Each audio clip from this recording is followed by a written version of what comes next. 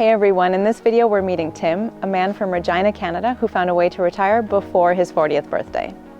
He's married with 2 kids, and after 11 years of planning and working towards their goal, he retired from engineering 2 years ago, and his wife plans to retire from her childcare career in just a few years. Early retirement, or FIRE, is a financial strategy that involves drastically reducing your spending, saving a large percentage of your income, and then investing the savings so that you can afford to retire early. This lifestyle is a little bit extreme and it isn't accessible to everyone, but we think the basic financial concepts could be helpful for a lot of people. So let's go meet up with Tim to find out how his family achieved early retirement and what they're teaching their kids about money. I retired back in 2017 and it was 6 months before my 40th birthday. I came up because of the idea of early retirement around 2006 or so, and then realized I'm like, hey, this might be possible. And so we started saving some money and then got a little bit better at cutting our costs, figuring out what matters to us and spending appropriately. But overall, it took us about 11 years to actually save up the money to get towards early retirement. When we started to do this, we were both kind of post-university, up to our student debts, owed money on the car, blah, blah, blah. We weren't ridiculously in debt. We were a pretty good financial situation in broad strokes, but the reality is we did still have student loan debt left over and other issues like that. So the reality is, yeah, first step was pay off existing debt, and then it just got easier from there. We took a look at how our spending was going and then kind of went, okay, what matters the most to us? And then focused on, okay, how do I reduce stuff that I don't care about? So you'd look at, for example, your power bill and go, okay, my power bill never brought me any joy in life. How do we reduce that? And then, oh, if I change out my light bulbs from incandescent to LEDs, oh look, I save a lot of money. Great. So we did that and we just snowballed that effect on other bills. Like looking at our grocery bill going, do we need to buy brand name X? Okay, let's try the generic version. Do I care? Does it make a difference? Does it taste the same? The other thing we also learned too is how to make a lot of things from scratch. And some days we've laughed because we're like, oh look, we're saving money, but it tastes better. So when people talk about cutting back, it's not always a negative. It's just finding out what matters to you and then finding out the best way for you or family to make things work. So we eat out only a couple times a year. So typically our anniversary and birthdays and the occasional other special event. But generally speaking, we don't eat out a lot. It's a choice we've made to make it special. So when we do it, we really enjoy it. And so our spending is very focused on the things that matter to us. And we have our default of not spending money on things. The other little trick that really helps me through the days is when you get faced with a problem, your first solution should not be, I'm going to go spend money to solve it. You're just going to go, how do I solve this? What do I have at home? What can I make do with? Do I really need this thing here? For example, I used to have a bread maker. It broke. And then I decided, well, I don't use it a whole lot, so why am I bothering with it? So I'll just, when I make dough, I make it with my hands. It's a little more work, but I don't do it that often, so it works. And one other thing we did too that was really helpful was we paid off our mortgage and the car loans all in advance. So we walked in retirement with lots of assets and utterly zero debt. Where you live matters. Housing costs in Canada are vastly different all over the place. Toronto and Vancouver are off the charts, insane costs. There's lots of the country that are not Vancouver and Toronto that give you other options. Like Regina, the average housing cost is only $278,000 or something like that. So it's a fraction of other locations. So yes, I live in Regina. There's an upside to that too.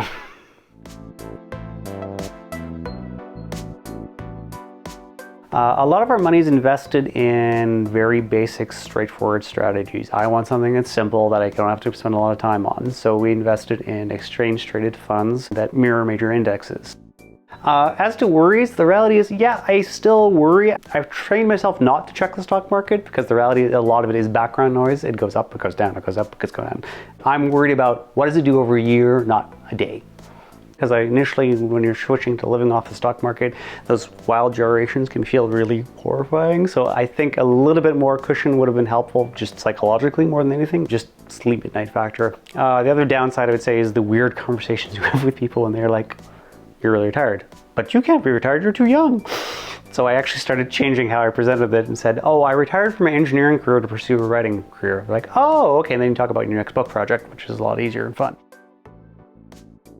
I actually started the blog of my early retirement journey back in 2006. So you can literally see the entire journey through my doubts, my learning, me not understanding how the math worked, fixing it several times, and doubting situations and stuff like that, and then learning more as I go. I also wrote a book called Free at 45. I thought there was an absence in the world of discussion about, yes, retiring early is good, but if you're not happy while being retired, what's the point?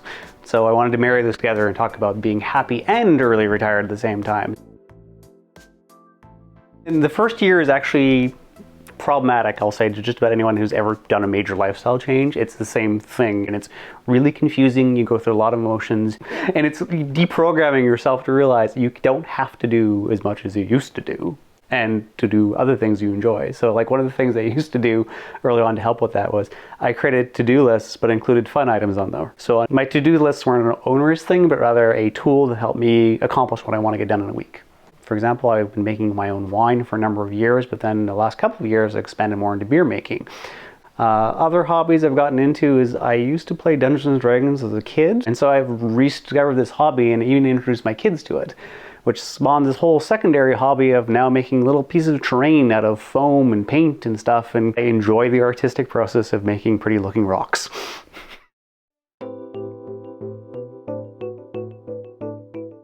I've been married for 19 years and I've got 2 boys, one's 14, the other one's 11, and so we're very busy with them. A lot of the things we've taught our kids about money have been about focusing on the problems we see adults having issues with, like delayed gratification, being able to save up and then spend the money on things rather than going to debt. We gave them allowance very early on, and then we let them spend it on whatever they wanted. So when a 5-year-old has allowance, guess what he spends it on? I want a Hot Wheel car every time we go to the store, once a week. Okay, yeah, and we had a lot of Hot Wheel cars, like a lot.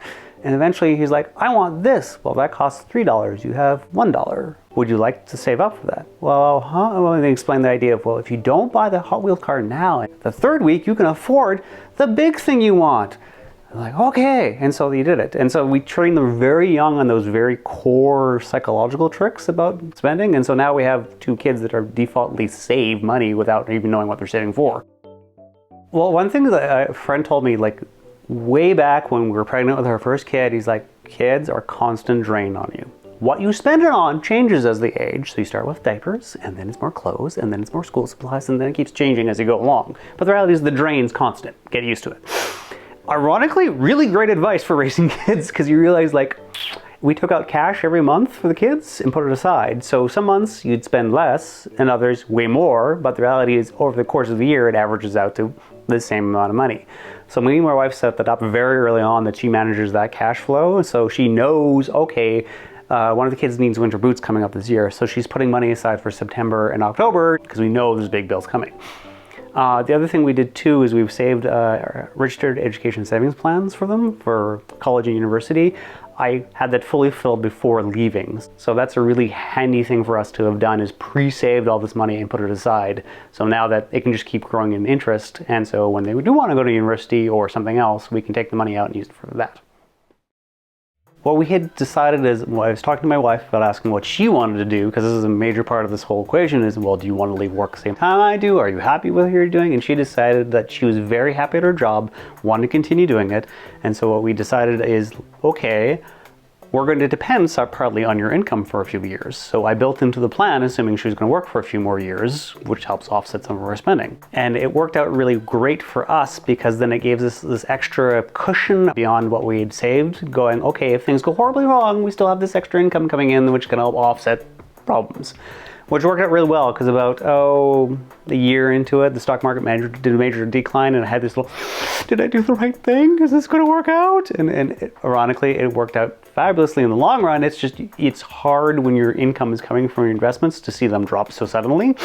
And until you're in that situation, you really don't know how you're going to react emotionally. So I written out a plan in advance of, if the stock market declines this much, you may do the following things. Otherwise, sit on your hands if you have to, stay away from the mouse, do not click trade.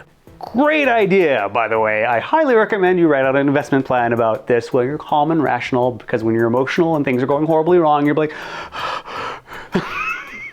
it gives you what point do I open plan B or a parachute? And having written that out, you've already thought about, well, okay, I can take a loan if I need to temporarily. I can get a part-time job. And you rationally think about things. So when things do go bad, you're actually looking at your notes going, all right, I'm okay. I have this option and this option and this option. So one of the options, for example, long-term we've always planned is we have a house where my wife runs a daycare, which ends up being quite a bit of space. We know we'll probably downsize in the long term. That's not built into the plan. So any savings I have for lower taxes or water bill, etc., and less money spent on the house and any extra income from that sale, we'd be able to use to offset any losses. So we have backup plans in case things go wrong, because like reality is, well, life never goes according to plan. Living in Canada is great for the purposes of our tax dollars pay our healthcare costs in advance. The reality is I've massively over-contributed to that system. So basic healthcare costs are all covered via government benefits. That doesn't mean everything is covered. We still have dental costs, we still have prescription eyewear costs, and those we've chosen to self-insure. So the reality is we're paying for those out of pocket as things come up. The other thing, in Canada, we do have some government benefits similar to Social Security in the US. There's old age security in the Canada Pension Plan. Both of those are baked into my plan longer term, but the reality is I've assumed significantly less in both cases. For example, old age security, me and my wife should both qualify, but to be conservative, we assumed only one of us actually collects on it. One of us dies early, we still fine, that's baked into the plan, we're good. I was helping out at the local school, shelving books once in a while, and found I kind of liked it. And then a job came open at the local library where they're looking for someone to do the same job. I'm like, well, that sounds like fun. I could do that and work with great people who love books. I'm like, oh, okay, this could be really great. And then, oh, by the way, they're going to pay you. What? I get paid? Sweet. So I applied, got the job, and was like, oh, it's a term job. So if I don't like it, I can always just let the term lapse and don't go back. But I found out while doing it that I really enjoy the work. And all in all, it's been like, oh, I get paid, it's just the icing on the cake. I don't actually need the money, I just use it to help fund extra vacation things. So most work I think is tolerable as long as it's not full time. What I realized in work is like, I really disliked my whole life being work. Now it's much more balanced. I think a lot more people would be a lot happier on reduced hours. One of the great things about early retirement is all that extra time to spend on things you want. And so it's great because I changed my focus on my children. A lot of times they'd ask you to do something and be like, oh, I'm busy, I got 3 other things to do. Now I always default to yes. And so it's been really nice to spend more time with them. If you're interested in early retirement, we'll put links to Tim's blog, his book, and other resources in the description below. Please share this video if you liked it. Thank you so much for watching, and we'll see you next time.